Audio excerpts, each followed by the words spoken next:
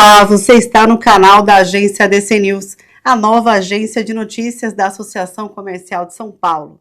Com a gente aqui hoje o governador do estado de São Paulo, Tarcísio de Freitas, nosso primeiro político, nossa primeira grande autoridade, estreando aqui no nosso canal. Obrigada pela presença, Eu que governador. agradeço, estreando com muita honra, né? Parabéns para vocês pela iniciativa. A gente deseja todo sucesso nessa trajetória da agência DC News, que vai continuar também a história de sucesso do Diário do Comércio, com mais de 100 anos, e a gente sabe que será aí, com certeza, relevante demais para o jornalismo econômico do Estado de São Paulo e do Brasil.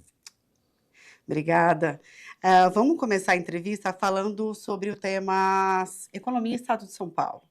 Até julho deste ano, cerca de 130 milhões de reais foram repassados em linhas de crédito pela Desenvolve São Paulo para mais de 400 micro, médias e pequenas empresas de 107 cidades paulistas. Qual é o volume que a Desenvolve São Paulo terá repassado até o final deste ano e o quanto esse número é maior em relação ao ano passado, Olha, governador? a gente está incrementando os nossos repasses, né, de forma consistente. A gente quer repassar até o final do ano. A gente tem condição de repassar até R$ 1 bilhão para as micro, pequenas e médias empresas. Está no nosso plano de governo a questão do crédito. A gente sabe como isso é importante para o empreendedorismo.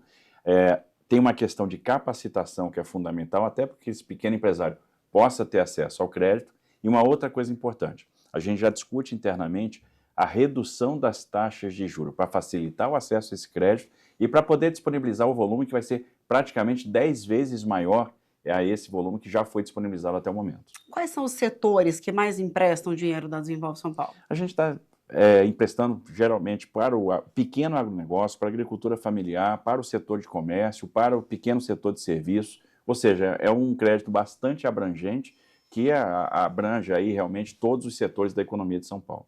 Existe uma linha de crédito específica para mulheres empreendedoras. Isso é novo? Isso é novo, isso foi lançado, faz parte do nosso programa de governo também para as mulheres. A gente tem atuado muito na questão da saúde da mulher, do combate à violência e do empreendedorismo.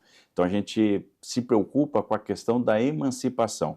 Então nós criamos duas linhas de crédito para mulheres. Uma para pequenas agricultoras familiares, então tem uma linha pré-aprovada, e outra para pequenas empreendedoras. A gente dispõe de 200 milhões já pré-aprovados para que a gente possa, por meio da capacitação e do crédito, dar um impulso para esses pequenos negócios tocados por mulheres. Perfeito. Como está o projeto em termos de prazos para concentrar a administração pública do governo do estado aqui na região central? A gente abriu o concurso público, né, para definir o partido arquitetônico. A gente quer uma arquitetura moderna, inovadora, com fachadas ativas. A gente vai concluir esse concurso agora. No dia 19 de agosto, a gente faz a escolha definitiva do partido escolhido, do primeiro colocado.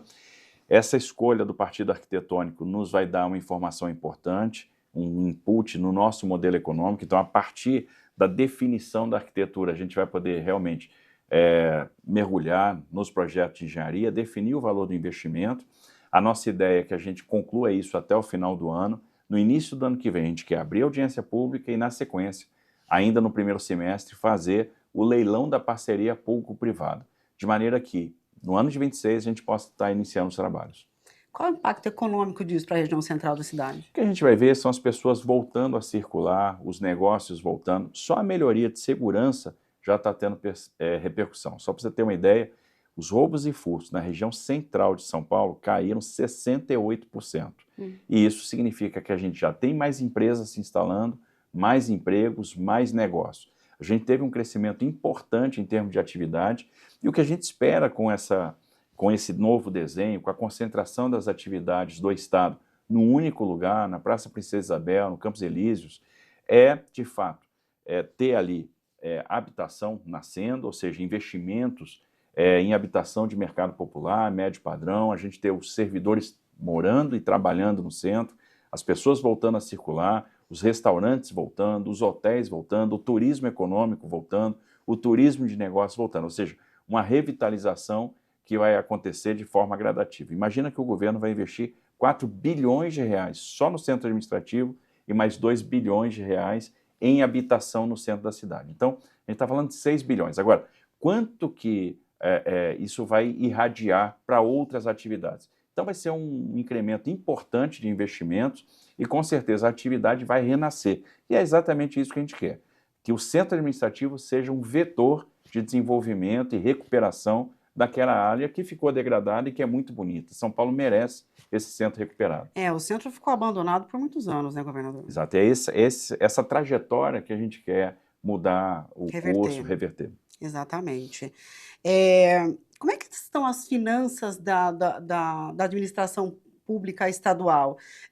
A gente está falando da relação dívida consolidada líquida versus receita corrente líquida, que foi de 127,9% em 2023. Como é que será esse ano? Quais são as previsões, governador? Esse ano está indo muito bem, a gente tá atuando em vários aspectos. Nós lançamos um programa chamado São Paulo na Direção Certa, que tem alguns pilares. O primeiro pilar, redução de custeio, redução de despesas com pessoal, extinção de órgãos que já não fazem mais sentido.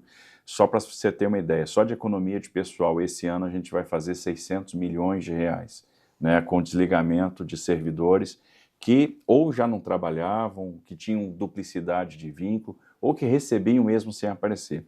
A prova de vida que nós fizemos dos servidores ativos revelou 9.500 servidores que simplesmente não trabalhavam, não apareciam, e aí esses vínculos estão sendo extintos.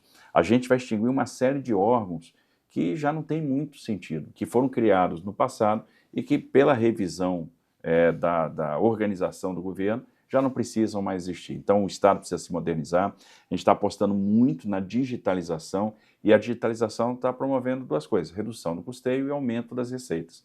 A receita do Detran, por exemplo, aumentou em 2 bilhões de reais em um único ano. É fruto desse trabalho, né, de modernização da gestão que está sendo feito. A segunda linha de ação é a renegociação da dívida. Isso aí pode proporcionar um ganho de até 4 bi por ano para o Estado de São Paulo. A terceira linha de ação são as concessões e privatizações. A gente já fez a privatização da EMAI, a gente fez a privatização da Sabesp, então os resultados dessas duas privatizações foram extraordinários. A gente está falando do ingresso no Caixa do Estado de 15,7 bi, né, e um braço importante é a revisão de benefícios tributários. Nós temos uma pauta muito extensa de benefícios, é um gasto tributário de 70 bi por ano, e muitos desses benefícios também já não fazem mais sentido, porque eles não interferem na competitividade, né? Eles viraram margem. Eles nem estão gerando CAPEX, não estão gerando emprego e não representam um diferencial competitivo. Ou seja, eu posso excluir que eu mantenho o share daquele segmento no mercado. E quando isso acontece, esse benefício precisa ser revisado, precisa ser extinto. Isso aí tem um poder de alavancar as receitas muito grande. Essa relação de receita versus dívida deve ter uma diminuição importante, então a gente, dos 127, a gente deve cair alguma coisa em torno de 5% esse ano.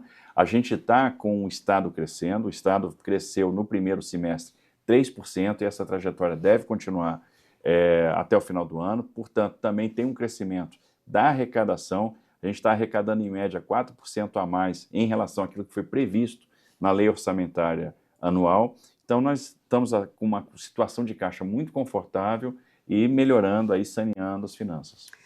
Bom, o caixa está confortável. Diante desse quadro de redução de custos, de receita positiva, existe alguma previsão, algum plano do governo, do Estado, para incentivar o varejo? Existe algum projeto aí a ser estudado ou que está sendo desenvolvido? Veja, a gente está criando as condições para que o Estado possa investir mais. Então, todo esforço fiscal que está sendo feito é justamente para aumentar a capacidade do Estado de fazer investimento. O aumento de investimento tem repercussões em todas as áreas. Por exemplo, nós estamos com o maior programa habitacional de todos os tempos. O Estado, que produzia, em média, 20 mil, 25 mil, 30 mil habitações a cada período de 4 anos, vai produzir, neste período de 4 anos, mais de 200 mil habitações. Então, a gente está impulsionando muito a questão da construção civil. Nós temos a ampliação das linhas de metrô, nós temos a ampliação do transporte ferroviário, o trem intercidade já está contratado, é uma realidade, nós vamos ter obras iniciando. Então, obviamente, são uma série de atividades que vão irradiar para os outros setores da economia. Sim. Isso vai ter repercussão no varejo, vai ter, obviamente, a repercussão no comércio.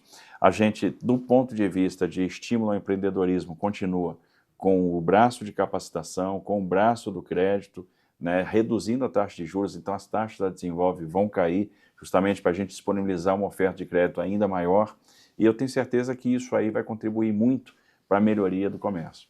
Falando em macroeconomia, a avaliação do senhor em relação à decisão do Banco Central de paralisar a trajetória de queda dos juros, que avaliação o senhor faz? Olha, obviamente todo mundo quer ver os juros caindo. É importante que os juros caiam. E para os juros caírem, a gente tem que olhar várias coisas. Eu acho que o Banco Central, como toma determinadas decisões, toma decisões com base na trajetória da inflação, na característica da inflação, no hiato da produção, né, na tendência que está sendo observada no mercado. A gente tem um mercado externo desafiador, um mercado externo em que a gente está assistindo uma drenagem de liquidez internacional, uma manutenção de taxas de juros altas também no exterior, uma inflação mais resiliente que todo mundo imaginava.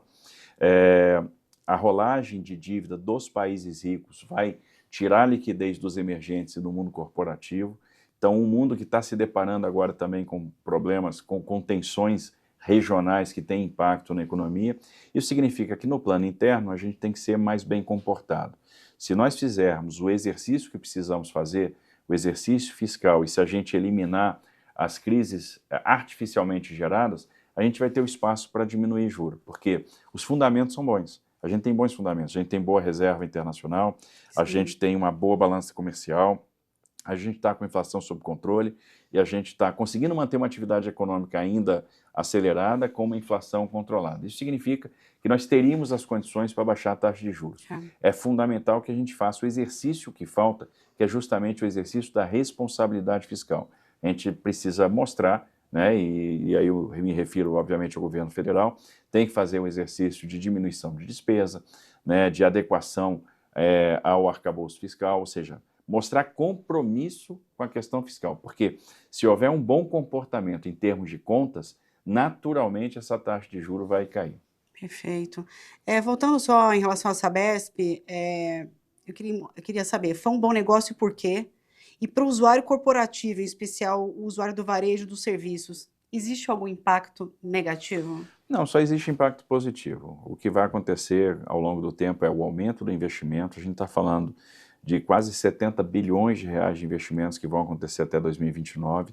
Isso vai garantir a universalização do serviço em todos os 371 municípios alcançados pela Sabesp hoje, né, alcançados por esse novo contrato, por esse contrato que substitui os demais contratos que existiam. Tudo que é necessário para universalizar foi considerado, entrou nos anexos, então a gente conseguiu mapear todo o investimento para isso nesse primeiro ciclo.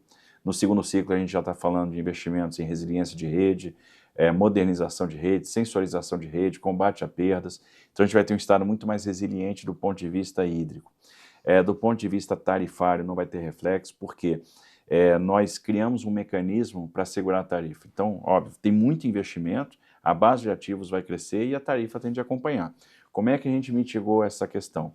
Devolvendo para a empresa todo o dividendo do Estado, que é uma coisa super moderna, ou seja, eu vou garantir uma participação do cidadão no resultado da empresa na forma de modicidade. Então a gente parte como referência da curva base de investimentos da Sabesp estatal, que eram 56 bi que iam ser aplicados até 2033.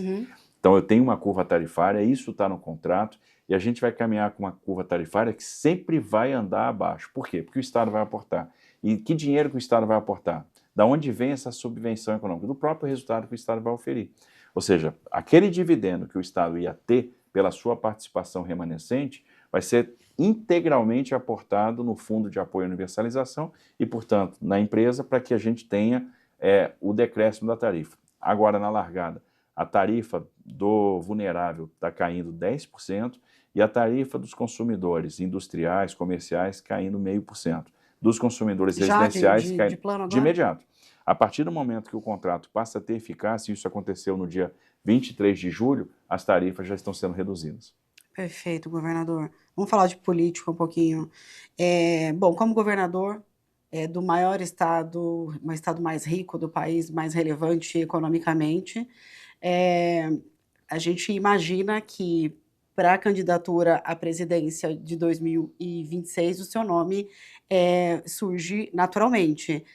O senhor fala sobre isso já? Qual tem sido a sua resposta em relação a isso? Eu não falo. Uma vez me perguntaram num evento se eu já estava pensando na candidatura presidencial. Eu falei, não. Ah, mas o fulano pensou, ciclano pensou, beltrano pensou, foram governadores de São Paulo e já pensaram na candidatura presidencial. E a minha resposta foi, e qual deles foi bem sucedido? Nenhum. Eu tenho que estar focado em São Paulo, meu objetivo é entregar aquilo que eu me comprometi. Vários projetos que estão em andamento são projetos de longo prazo, terão finalização em 28, 29, 30, e hoje estou debruçado em projetos que vão ser entregues em 2042 se eles não tiverem solução de continuidade, porque a gente desenvolveu um projeto de Estado. Então, meu foco em São Paulo, não estou pensando em candidatura e não deveria ser candidato em 26.